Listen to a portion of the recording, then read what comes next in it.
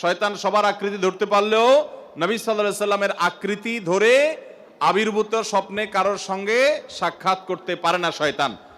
তো এই জন্য নবী করিম সাল্লাল্লাহু আলাইহি সাল্লামকে কেউ যদি স্বপ্নে দেখে সে সত্যিই দেখেছে। তবে এই হাদিসের ব্যাখ্যায় মুহাদ্দিস ওলামায়ে কেরামের অনেকেই বলেছেন যে এর মানে হলো নবী সাল্লাল্লাহু আলাইহি সাল্লামের চেহারা যারা চিনতেন, যেমন সাহাবীরা, তারা নবীজিকে স্বপ্নে দেখলে সত্যিই নবীজিকে দেখছেন, শয়তান তার চেহারা বিকৃত করতে পারে না। কিন্তু যারা নবী সাল্লাল্লাহু আলাইহি সাল্লামকে দেখেন নাই, যেমন আমরা অনেক পরে দুনিয়াতে আসছি, আমরা তাকে দেখি নাই, তার চেহারা এক্সাক্ট কেমন ছিল আমরা জানি না। অতএব এই যুগের মানুষের জন্য সেটা প্রযোজ্য না। এই যুগে কেউ দেখলে সেটা নবী সাল্লাল্লাহু আলাইহি সাল্লামের চেহারাও হতে পারে, অন্য কারো চেহারা তার কাছে নবীজি মনে হতে পারে। এটা এক শ্রেণীর উলামাদের মত।